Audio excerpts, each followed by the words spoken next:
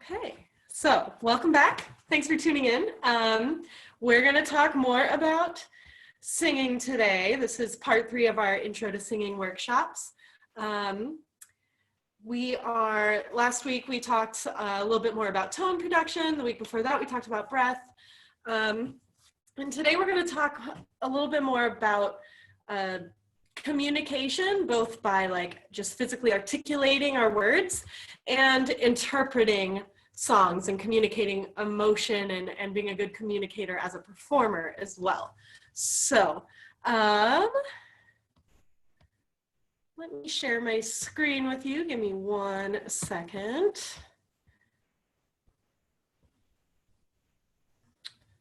All right. Oh, we got another one. Okay.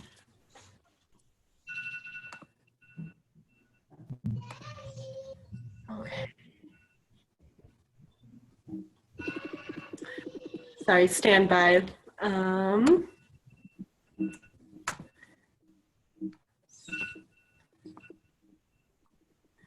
Okay.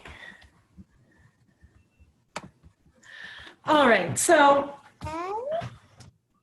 Intro to Singing Part 3, communicating and performing, communication and performance. So we talked last week about the 4 vocal processes, and I just want to take a minute and review exactly what those are and talk about the last step, which is articulation. So first we have respiration, that's breathing in and out, right? We've talked about how the lungs that we can see here, they expand down and out whenever we breathe in, and they contract whenever we breathe out. And the diaphragm, this red thing, is the muscle that helps us breathe in and out. And learning how to control the movement of the diaphragm helps us learn how to support our sound and build breath control. So respiration, step 1 of the singing process. Then we have phonation. Here are the vocal folds right here. And they are vibrating together, and that's what happens whenever we speak, whenever we sing, whenever we make any kind of tone, we're phonating. We can see it kind of in context in this other graphic to the right, where we see just how small the vocal folds actually are in relation to the body. So that's where resonation comes in. That's the 3rd step.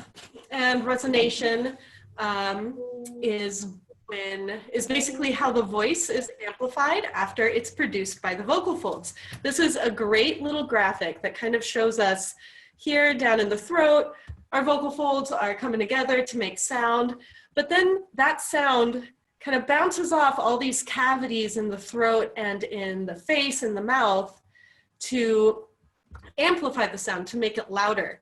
So we see the sound coming up, bounces around this soft palate area right here in the back of the mouth. It resonates in our nose, our sinus cavities, resonates in the front of the mouth, and the hard and soft palates. That's the process of making the sound actually louder. Because if our vocal folds were just by ourselves or by themselves, they would not make much sound. So that's resonation, and that brings us to our final step of the vocal process, and that's articulation, and that's what we're going to spend some time talking about today. So articulation is how we form actual language. So we make noise, we phonate with our vocal folds, but if that's all we could do, if all we could do is we couldn't communicate very well. So our tongue comes into play, our lips, our jaw, to actually form words. And that's how we have language, and that's how we communicate.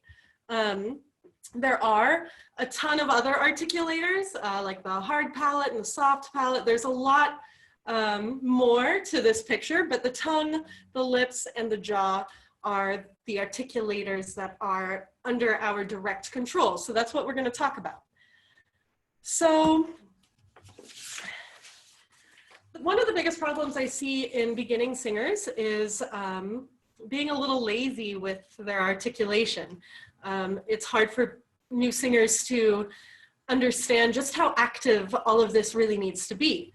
As American English speakers, we're kind of used to speaking lazy isn't quite the word, but we don't have as dramatic mouth movements in a lot of our speech compared to languages like German or Italian. So we kind of grow up with this habit of just being a little lazy about the way we form our words. So one of the first things you want to do when you work on your articulation is to make it a more active process. So we're going to take a minute. We're going to watch the singer sing her little snippet, and then we're going to talk a little bit about the lips, the jaw, and the tongue, and then we're going to watch it again. So this is Jessye Norman. She was an American opera singer. She recently passed, but she has amazing articulation, which we're going to see right here. Les fraises sont ma terre, donc le petit est compagnie, j'emmènerai mon amoureux. Mon amoureux, il est agréable, je l'ai mis à la paupière, mon regard très consolable, mon cœur est libre comme l'air, j'y vis dans un musée. Mais ils ne sont pas à mon cri. Voici la fin de la semaine qui finit.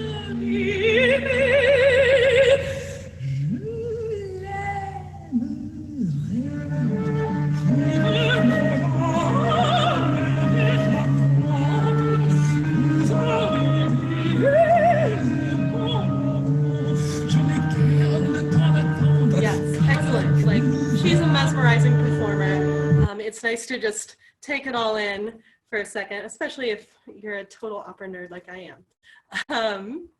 So let's talk a little bit what's going on here.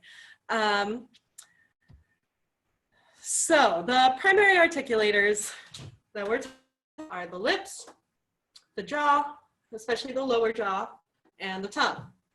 So the phrase that you want to hold in your mind for all of this is you want everything to be free from tension and ready to move. You'll have voice teachers that'll maybe say that the tongue should always be flat in the mouth, or, you know, that the lips should be protruded out. You see some singers who sing with like this trumpet lip thing.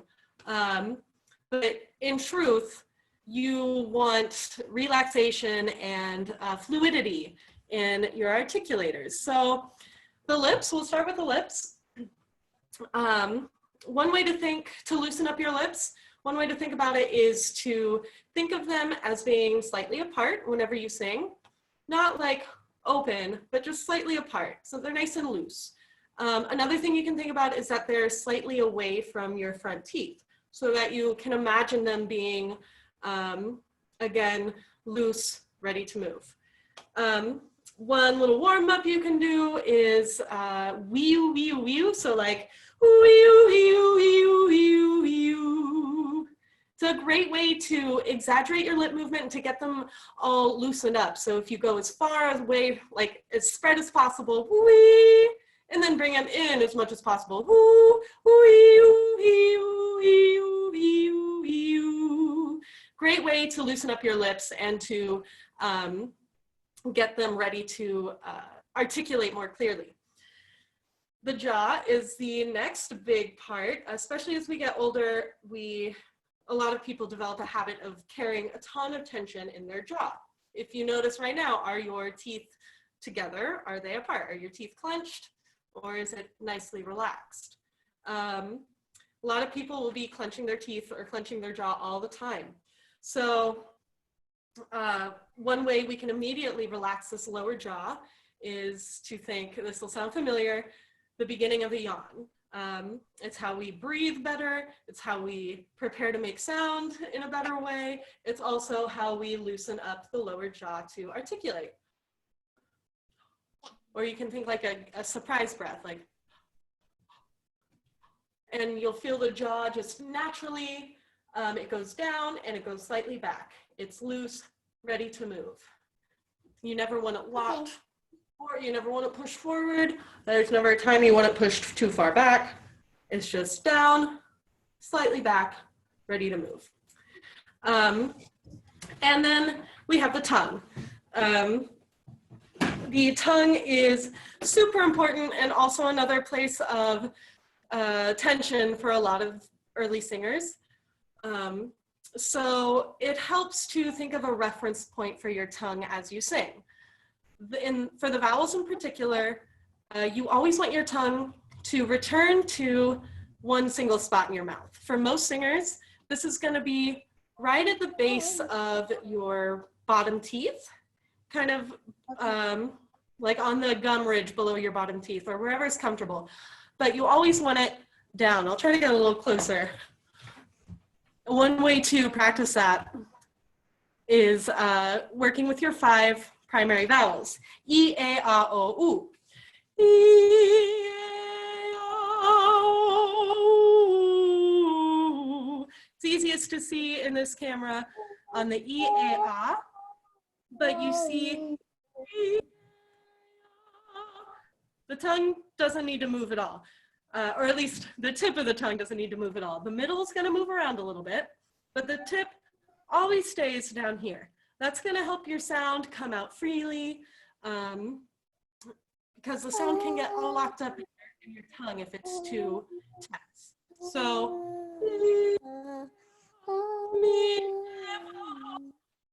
always tip of the tongue, your bottom teeth. Okay. So, Gotcha. yes, very good, yes. So we're gonna watch Jessye Norman one more time.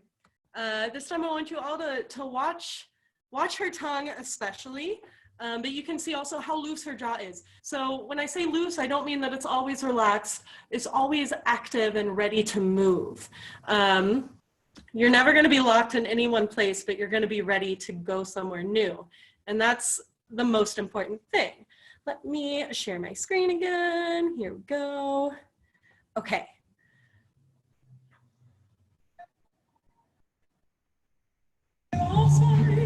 Il est fait baisser son terre, donc le petit compagnie, j'emmènerai mon amoureux. Mon amoureux.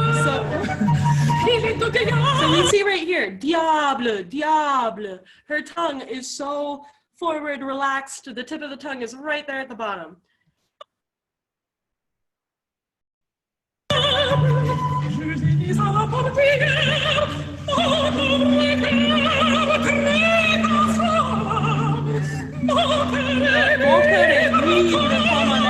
Always, her tongue is relaxed. The tip is always at the base of the teeth. Super important. And she is just wonderful. I love her so much. Okay. So articulation. So if we're gonna sum up a couple rules for articulating, it would be, for singers, you want your articulation to be quick, it's precise, it's fluid. And you also want to exaggerate, especially when you're starting to sing. This is one thing that's hard for early singers. Exaggerate all your consonants, all your vowels. So for like, happy birthday. Happy birthday to you, happy birthday to you, happy birthday. Almost nothing going on here. Happy birthday to you, happy birthday to you, happy birthday dear, you know, whatever. But exaggerate, go farther than you think you have to. That's the biggest thing, because we're never going quite as far as we think we are. It's a little trick of the mind. How do I make this full screen? Whatever. Okay, so practicing articulation, tongue twisters are a great way to do this. We can all kind of do these if you want. I wish to wash my Irish wristwatch. I wish to wash my Irish wristwatch. That one really tricked me up. Another one you'll see in theaters all the time. Red leather, yellow leather, red leather, yellow leather, red leather, yellow leather. Super tricky. But if you take those kinds of things slowly, it really does build up the muscles and the coordination to be able to speak and to sing with really great articulation. Another great thing to do is just read aloud and just practice exaggerating. It's always easier to start with speaking and working on your speaking articulation, and then move that into singing rather than just trying to do everything at once. Let me try to, there we go. Okay, so we've talked about the 4 vocal processes. We've gotten through all 4 of them. We've gotten through respiration, breathing in and out, phonation, starting sound, actually vibrating in the vocal folds, resonation, making resonant sound and getting a raised soft palate and open throat that allows the voice to resonate. And we've talked today about articulation, which is actually forming the words. But there is actually debatably a 5th process to singing or to performing, and that's interpretation. Interpretation is what you as a singer and as an artist and musician bring to the piece in particular.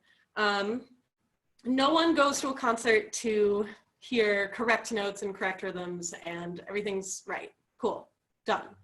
No one goes to a concert for that. They go to feel something, right? And to be moved. And that's where this step really comes into play.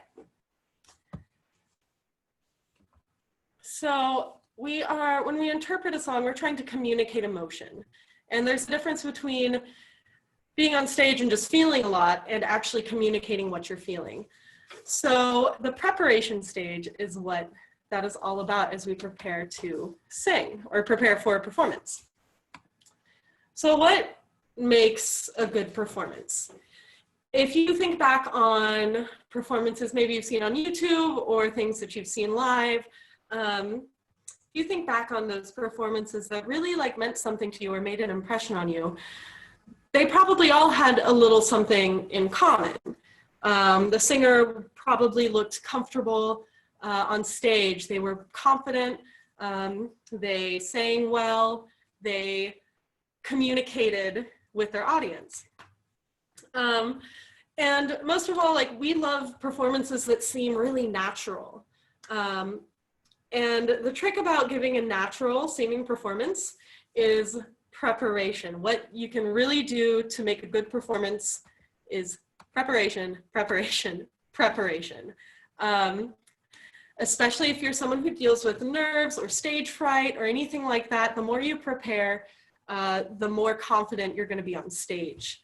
So let's talk about these steps of what we do when we're given a song. Maybe you want to audition for a school play, or you have a solo in choir, something like that. You have an opportunity to have a solo performance coming up. So what do you do to prepare for that? So first, you always want to take a minute and learn something more about the piece. So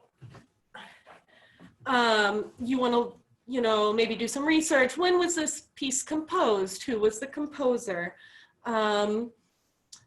What's the style of the music, etc. Take a minute, do a little wiki search, and learn a little bit more about the piece. Then you want to learn the music, and you want to learn the text. So this is like learning notes and rhythms, just basic stuff, learning the song. And it's very important to separate the music from the text. So if I have a song that is brand new to me that I'm going to learn, I'm going to take some time just learning learning it on oohs, learning it on an ah, some kind of neutral syllable without even mixing the text into the picture yet. The text, you want to look at it separately, especially if you're doing something in a different language. You want to take time to translate the text, to process the text, to especially speak the text by itself. That's a skip that a lot of singers that's a step that a lot of singers like to skip because it can feel a little strange, a little unnatural, but it's super important. Let's see, oh, what a beautiful morning, oh, what a beautiful day, from Oklahoma. You can just sing those words, you know them, whatever. But if you take a minute and speak them, oh, what a beautiful morning. Oh, what a beautiful day. I've got a beautiful feeling. Everything's going my way. If you take a minute, feels a little strange, but it helps you understand what the text is actually communicating. You can add your own level of how you speak the text, and that all can influence how you actually sing that text later. Then after you know the song backwards and forwards, you know all the notes for sure, you know the amount of rests that you have your rhythm perfect, your text is perfect. After all of that, you can take some time to create, I call it here, create your world. As a performer, when you're on stage, it can be very overwhelming to just like be in the spotlight. There's a big audience out there. It's a lot of pressure. And so it helps to have somewhere in your mind that you kind of live when you sing or when you perform. For instance, you can, if we're going with the "Oh, What a Beautiful Morning," see the wheat fields, see the cows, see the whole environment that you're in as a singer. And it can kind of take you out of that high pressure, everyone's looking at me kind of environment. And it allows you to feel the emotions more clearly and sincerely. You know exactly who you're talking to and what you're trying to express. So yeah, you think about, sometimes there is another character on stage that you'd be thinking about talking to, or you can make one up in your head. You can imagine singing to your mom or someone important to you. But once you have those emotions decided, it's kind of like a decision that you make as an artist, then it's your responsibility to not keep them all to yourself as you sing, but to project them out and share them with everybody. And that's a whole other thing that we could talk a lot about, but we'll leave it at that. Next, as much as possible, you want to memorize. Memorizing is best done, it can be overwhelming for sure. It's best done if you take things apart. Again, separate your text. I spend a lot of time just writing lyrics. If you write things, you speak them aloud. Work with the text in as many different ways as you can. Same with the music. Just memorize, and work in small chunks. It's way better to work for 5-10 minutes every day than to try to do something 2 nights before your performance and memorize it all in like 4 hours. The brain works way better if we work a little bit with it one day, sleep on it, work, sleep. It's a big part of memorization and very important. And another important step is to practice actually performing. A lot of early singers will practice a song, kind of like, oh, la, la, la, la, la, la, la, la, I'm learning my notes, I'm practicing. Not conducive to actually performing. You want to, first of all, practice like you would perform. Always practice with your good posture. Imagine that there's someone else out there. And then, yeah, take that next step. Find a friend, find family who can listen to you and give you some feedback, and just put that little bit of extra pressure so that you're not dealing with the adrenaline all at once on performance day. It's all about practicing and singing for people before the big day if you can. And lastly, whenever you do perform, have fun. I'm someone that's dealt with nerves a whole lot. And I can attest to the fact that the more prepared you are, and if you know your music and your words and what you're communicating, you have your world, everything crafted, you can lean on that and not have to worry about having some freak moment of forgetting something or, losing your cool in performance. If you are really, really well prepared, then you can just get up, perform, and enjoy yourself. People like to see performers who are, the audience can tell when a singer is uncomfortable or is nervous. And some of this is kind of faking it till you make it kind of thing. But if you're able to just get up, rely on your performance and have fun, the audience can tell that too. And they will have fun with you, for sure. And the last thing we're going to talk about today is using the body whenever we sing. This is all part of that whole preparation process. And this is something that you practice as you practice your song. But the first thing is the eyes. The eyes are the window to the soul. It's the saying, and it's very true. I think if you notice when you're watching a singer, you'll notice that you're probably looking at their eyes more than anything else. That's where emotion comes out, and how we read what people are communicating emotionally. Super important. So it drives me crazy in a lot of popular music performances today. People just like sit there and they close their eyes and they're just feeling it and they're feeling it. And that's great, and that's all well and good. But if they would open their eyes and like share their inner world kind of with the audience, I think people would be even more moved by what they're doing. So keep your eyes open so that people can see you and see what you're feeling and see what you're expressing. They're so important. If you have a solo, if you are holding music, hold it up and look out over the top of it. You can glance down while you sing, but look up and out. If you are singing on a stage, pick a spot over the audience to stare at that's far away and kind of up so that people can see your eyes. It really makes a huge difference. The other thing is facial expressions. This is all about using emotion when you sing. You know, I could sing, happy birthday to you, happy birthday to you. Ridiculous, but it communicates an emotion, right? A kind of sad, angry emotion. You could also sing, happy birthday to you, happy birthday, really like smiling and communicating a different emotion. That's something you can totally play with as a singer. Play with singing with different facial expressions, singing with a scared expression, with a surprised expression, with angry, sad, all of it. Play with that because you'll actually find that it gives your voice a different color. It's fascinating. I love this stuff. Posture. We've talked about posture before, but especially when you're performing, you can use your body to convey confidence just by how you carry yourself.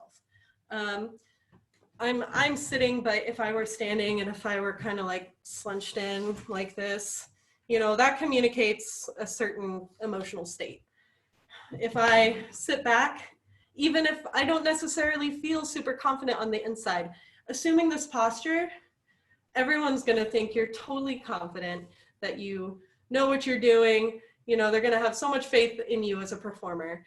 And body-brain loop, doing something with your body will convince your brain that you feel confident. So if you assume a confident position, shoulders back, chest high, you're proud, you'll convey confidence and you'll feel more confident too. And that's kind of the last point here. Confidence and comfort. Just work on, even if you have to pretend a little bit at first, work on convincing your audience that you are totally in control and confident in yourself. And that's all about body language and about freedom of movement. You're not locked, you're kind of loose and supported and buoyant. And your audience will, again, they'll have complete faith in you. Super important. So in all of this, as you prepare for a performance, the mirror is really your best friend, or we have all these great phones. You can record yourself, get used to watching yourself sing, standing in front of a mirror. Again, we can think that we're doing something, but we're not really doing it as much as we think we are. So practice in front of a mirror. Look into your own eyes and play with different facial expressions. Play with different postures, with different body language or gestures, anything like that. Okay. Sing in front of a mirror and get used to, or learn how your body is working as you sing. Okay. That's about where we're gonna end today. So we've talked about all these various steps in performing. You'll find that it's really more, we can think of it as like step one, you do this, step two, you do this, step three, you do this. Really, it's more holistic than that. It's everything is more connected, and you'll find that you maybe one day it'll be easier to work on the emotion of a piece than it is to work on correct articulation or something like that. But it's very good to think about all the different aspects that go into our singing and how they can all come together. Next week, we are going to talk more about, we're basically going to bring this all together. We're going to talk about how to warm up effectively, and we're going to talk about vocal health and how to take care of your voice so that it sustains you as long as possible and so that you can sing as long as possible. So that's what we have to look forward to. Oh, I'm so sorry, I missed some chats, wait. Oh no, how long did we lose the feed? Good. See, I get carried away. This is, oh, it's too much.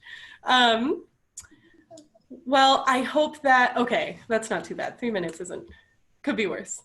Does anyone have any questions or if you have any like particular issues that you have with your singing, like, do you have a question about anything that we talked about today? Anything in general about singing? No. Anything? No, Elena? No. Not today. All right. Well, that wraps it up. I will be back again, same time, same place next week. And yes, thank you so much for tuning in. It's really good to see familiar faces. And yeah, reach out if you have any questions or anything like that. Okay, we good? All right, I'm gonna sign out. Elena, thank you for joining. I will see you next week, and I'll be here next week, Tuesday, 1 o'clock, talking about vocal health and warming up. All right, thank you all so much, and have a beautiful week. Bye. Bye. Bye. Bye. Bye.